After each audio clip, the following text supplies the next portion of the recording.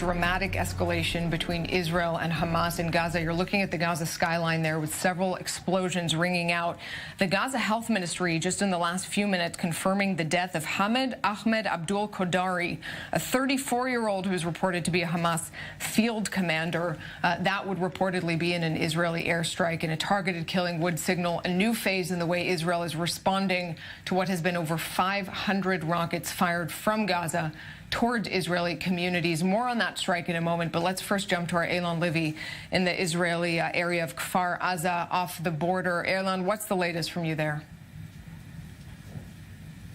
Naree, just moments ago we heard a large barrage of rockets coming from the Gaza Strip just behind us. If you'd joined us just a few minutes ago, you would have seen the plume of smoke in the air, very loud booms overhead a few minutes ago at 3, 7, 8 minutes local time. A barrage of rockets from the Gaza Strip towards the local area. Here, the village of Kfar Aza is extremely silent.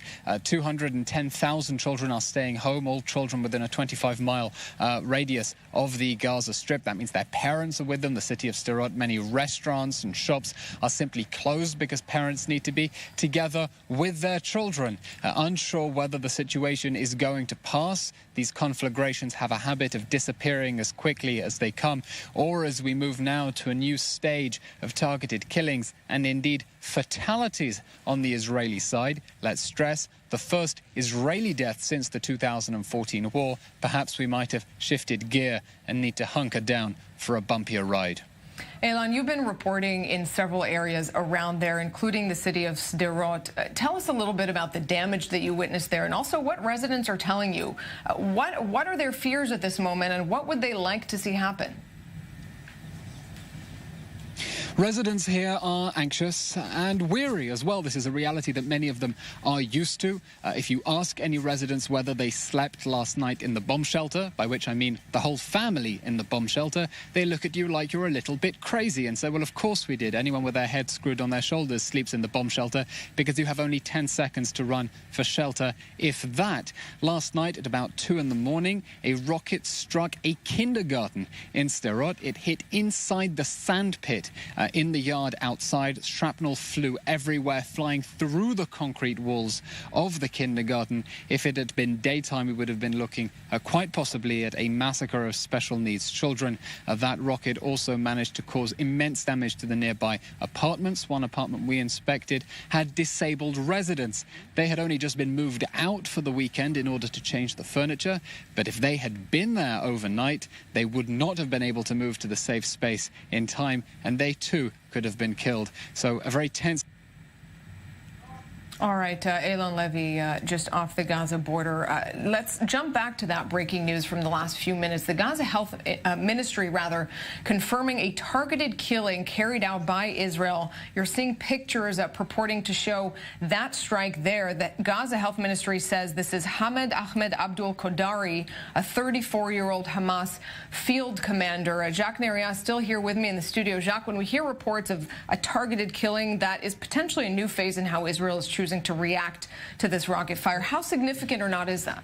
There's a difference between field commanders and Hamas leaders. Right. We are not there yet. We are targeting field commanders, those who are operating the missiles, and this is the main target, to stop firing missiles on Israel and to hit those operatives already on the ground. This is the stage at this point.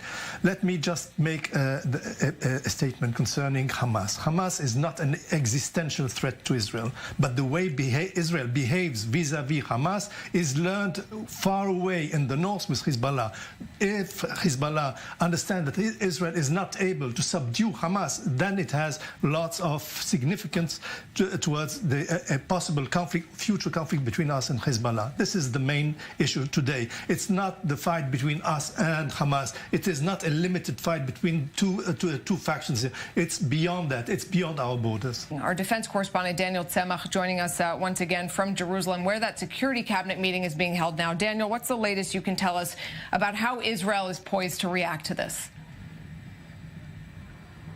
Well, Nuri, we actually have the first word from that security cabinet meeting, according to a security official, that they are instructing the Israeli military, the Israeli security cabinet is instructing the military to continue its strikes in Gaza and to embolden or to reinforce the forces that are currently on the Israel-Gaza border. Now, important to mention here that just a few hours ago, before the security cabinet meeting commenced, the Israeli Prime Minister and Defense Minister Benjamin Netanyahu decided to reinforce the forces at the border with an armored brigade, an artillery brigade, as well as infantry brigades. So we saw this a few weeks ago when there was an escalation, but now, given how volatile the situation is and the fact that the rockets are continuing to fly over in southern Israel, it only goes to show that this really is heading towards a very, very tense moment now between the two sides. As you said, Nareed, we understand that the targeted killing, the initial reports are that it is indeed a field commander of Hamas. Now, that targeted killing definitely also shows a slight uptick in regards to the Israeli response and the type and the nature of the Israeli strikes in Gaza.